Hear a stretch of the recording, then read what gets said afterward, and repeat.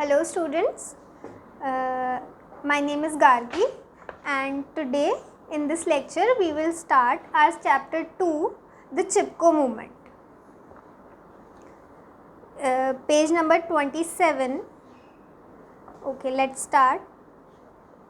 Long time ago in 1730 in a village called Kejarli in Rajasthan, there lived a woman named Amrita Devi. कि बहुत time पहले की बात है. इन 1730 एक गांव है जिसका नाम है केजरली राजस्थान में, और वहाँ एक अमृता देवी नाम की एक लेडी रहती थी. She was very brave and loved the trees that surrounded her village. और वो कैसी थी? बहुत ज़्यादा ब्रेव थी, बहुत बहादुर थी, और उन्हें उनके गांव के आसपास जो पेड़ लगे हुए थे वो बहुत पसंद थे और उन्हें उन पेड़ों से बहुत ज़्यादा प्यार था. One day many tree cutters arrived in the village forest to cut the trees for wood for the Maharaja's new fort. तो एक दिन बहुत सारे ट्री कटर्स, पेड़ काटने वाले गांव में आए, और वो क्यों काटना चाहते थे उन पेड़ों को? क्योंकि महाराजा को उनका नया फोर्ट बनवाना था, नया किला बनवाना था. तो वो गांव आए पेड़ काटने के लिए और लकड़ी ले जाने के लिए. Amrita with the other women of her village tried to protect the trees that surrounded her village. और अमृता वो जो लेडी थी वो और उनके साथ बाकी औरतों ने मिलके क्या ट्राई किया कि वो जो पेड़ हैं जो उनके गांव को घेरे हुए हैं उनको बचा ले. They jumped in front of the trees and hugged them dearly to save the trees from being cut. और वो पेड़ों के सामने आ गई और उन्होंने क्या किया? उन्हें बहुत प्यार से हग कर लिया ताकि वो उन्हें कटने से बचा सके. The villagers were ready to give up their lives to protect the trees and many even did so. और जो गांव के सारे लोग थे वो क्या करने के लिए तैयार थे? पेड़ों को बचाने के लिए तैयार थे और अपनी जान देने के लिए भी तैयार थे उन पेड़ों को बचाने के लिए, और बहुत से लोगों ने जान दे भी दी. On hearing that many people, both old and young, had sacrificed their lives, the Maharaja apologized and gave orders to stop the felling of the trees. और उसके बाद ये सारी बात सुनने के बाद, on hearing that many people, both old and young, had sacrificed their lives, जो लोगों ने अपनी लाइफ सेक्रीफाइस कर दी है किस कारण से? कि पेड़ों को बचा सके. और जब महाराजा ने ये बात सुनी तो उन्होंने क्या किया? उन्होंने माफ़ी मांगी और ट्रीज़ की जो कटिंग थी वो रोकने का ऑर्डर दे दिया. It is this story that inspired the actions of a group of mostly rural women who in the 1970s started similar protests in India. और यही जो स्टोरी थी, ये जो अमृता देवी की स्टोरी थी, उसने क्या इंस्पायर किया? किसे इंस्पायर किया? रूरल वुमेन को, जो गांव की जो औरतें थी उनको इंस्पायर किया. क्या करने के लिए? ऐसे ही सिमिलर प्रोटेस्ट, ऐसे ही प्रोटेस्ट और करने के लिए उन्हें इंस्पायर किया. These were women who worked hard to make a living in the Himalayan foothills. और ये कौन सी औरतें थी, कौन सी वुमेन थी ये? जो बहुत ज़्यादा मेहनत करती थी अपना घर चलाने के लिए, अपना काम करने के लिए बहुत ज़्यादा क्या करती थी? मेहनत करती थी. और वो कहाँ रहती थी? हिमालय के फुट हिल्स में, मतलब हिमालय जो हिल्स हैं उनके नीचे की तरफ रहती थी. Since they were the main fuel and water gatherers in village, they had strong interest in stopping deforestation and water pollution. और फूड, फ्यूल और वाटर गैदरर्स मतलब पानी इकट्ठा करने के लिए गांव में वो मेन सोर्स थे. तो दे हैड स्ट्रॉन्ग इंटरेस्ट, उनका बहुत ज़्यादा इंटरेस्ट था किसमें? कि डिफॉरेस्टेशन को, मतलब पेड़ों को काटने की जो प्रोसेस है उसको रोकने में उनका बहुत ज़्यादा इंटरेस्ट था. और वाटर पॉल्यूशन को, पानी को जो पॉल्यूट करते हैं उसको रोकने के लिए भी उनमें बहुत ज़्यादा इंटरेस्ट था. इन 1973 in the far off hill town there was a contractor who had given the right by the state to cut down 3,000 trees for a sports store. और 1973 में क्या हुआ कि एक कॉन्ट्रैक्टर जो कॉन्ट्रैक्ट्स देता है कुछ भी काम करने के लिए, तो एक कॉन्ट्रैक्टर ने क्या ऑर्डर दिया कि 3000 पेड़ों को काटना है। क्यों काटना है? क्योंकि वहाँ पे स्पोर्ट्स स्टोर बनेगा। As soon as the woodcutters appeared, the alarm was sounded and the village women leader collected 27 women and rushed into the forest. और जैसे ही वुड कटर्स आए, यानी कि लकड़ी काटने वाले लोग आए, तो अलार्म बजा और द विलेज वुमेन लीडर, जो उनकी लीडर थी, वो और बहुत सारी लेडीज़ को लेकर वहाँ पे आ गई फॉरेस्ट के अंदर। The women pleaded with the wood cutters calling the forest their parental home. जो वुमेन थी उन्होंने उनसे प्ली की, उनसे रिक्वेस्ट की जो वुड कटर्स थे कि पेड़ नहीं काटो क्योंकि ये क्या है, हमारा पेरेंटल होम है। And explain the results of cutting down the trees. और उन्होंने क्या किया, उन्हें बताया कि अगर वहाँ पेड़ कट जाएंगे तो उसका क्या रिजल्ट होगा। They told the woodcutters that they use the forest as source of food, fuel and fodder for their animals. उन्होंने बताया कि उन्होंने वुडकटर्स को क्या बताया कि ये जो फॉरेस्ट है ये हमारा फूड का, फ्यूल का और हमारे एनिमल्स के लिए जो फूड आता है, फॉडर आता है, उसका भी सोर्स है। मतलब ये सारी चीज़ें हमारे हमें जो जीने के लिए इम्पॉर्टेंट है वो सारी हमें फॉरेस्ट से ही मिलती हैं। The Himalayas needed forest on their steep slope to allow the absorption of water and prevent flooding. और हिमालयाज़ को फॉरेस्ट की ज़रूरत है, किस लिए? वाटर एब्जॉर्ब करने के लिए और फ्लडिंग को रोकने के लिए, मतलब बाढ़ आ जाए उसको रोकने के लिए, पानी को रोकने के लिए और पानी को ऑब्जर्व करने के लिए क्या ज़रूरी है? फॉरेस्ट बहुत ज़्यादा ज़रूरी है हिमालयाज़ में।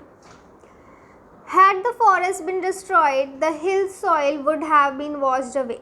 कि अगर फॉरेस्ट को डिस्ट्रॉय कर देंगे तो जो हिल की जो सॉइल है वो क्या हो जाएगी? बह जाएगी, कॉजिंग लैंडस्लाइड्स एंड फ्लड्स। और उसकी वजह से क्या होगा? लैंडस्लाइड होंगे और फ्लड्स आ जाएंगे, मतलब बाढ़ आ जाएगी। Crops and houses too would have been destroyed. और जो क्रॉप्स है, जो खेती है, जो फसल है और जो घर हैं, वो सब भी क्या हो जाएंगे? डिस्ट्रॉय हो जाएंगे। And women would then have to walk further and further for their fuel, fodder and water. और फिर उसके बाद अगर ऐसा कुछ होगा तो औरतों को और ज़्यादा दूर तक जाना पड़ेगा, किस चीज़ के लिए? पानी के लिए, फॉडर के लिए और फ्यूल के लिए। Therefore it was the women who were the main victims of deforestation. और इसीलिए सबसे बड़ा विक्टिम कौन है डिफॉरेस्टेशन का? विमेन, क्योंकि सबसे ज़्यादा प्रॉब्लम्स उन्हीं को आएंगी उसके बाद। The wood cutters shouted at the women and also threatened them with guns. तो जो वुड कटर्स थे वो औरतों पे चिल्लाने लगे और उनको धमकी भी देने लगे गन्स के साथ।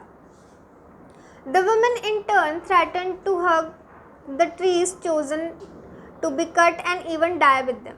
और उसके बाद उन सारी औरतों ने वही किया जो चिपको मूवमेंट में हुआ था कि उन्होंने ट्रीज़ को हक कर लिया और उन्होंने कहा कि अगर इन्हें काटोगे तो हम भी इनके साथ मर जाएंगे।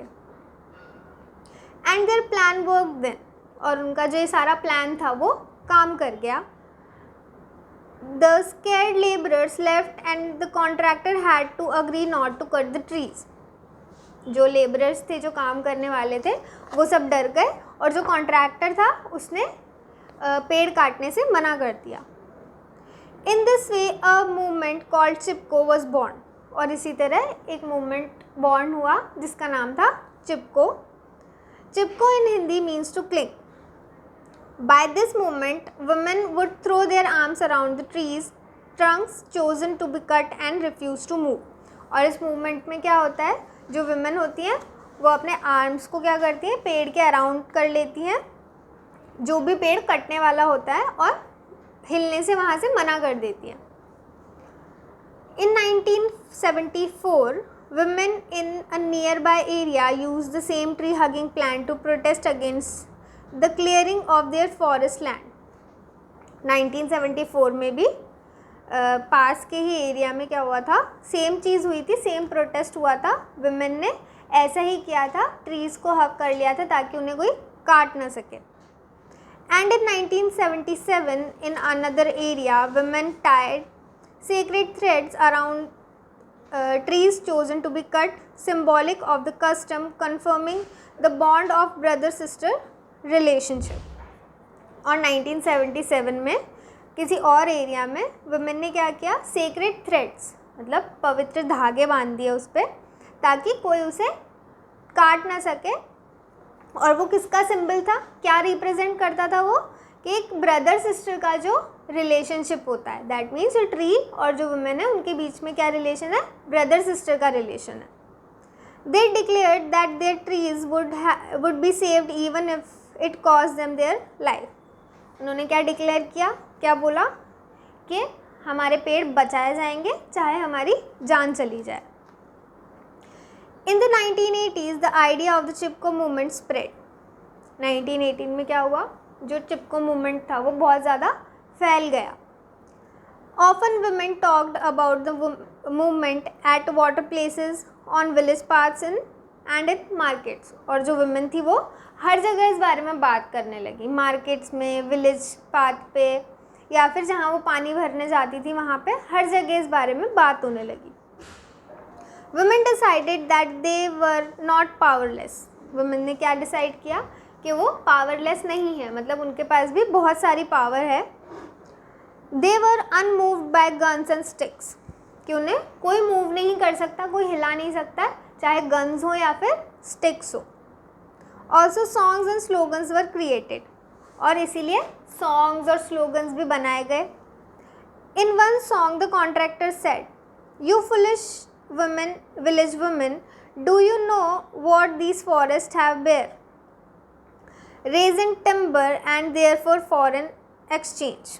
तो उसमें जो कॉन्ट्रैक्टर होता है वो एक सॉन्ग में वो क्या बोलता है कि तुम फुलिश हो विलेज वुमेन, तुम्हें क्या पता भी है कि फॉरेस्ट से क्या क्या निकल के आता है, रेजिन्स, टिम्बर और देयरफॉर फॉरेन एक्सचेंज, और फॉरेन एक्सचेंज भी निकल के आता है.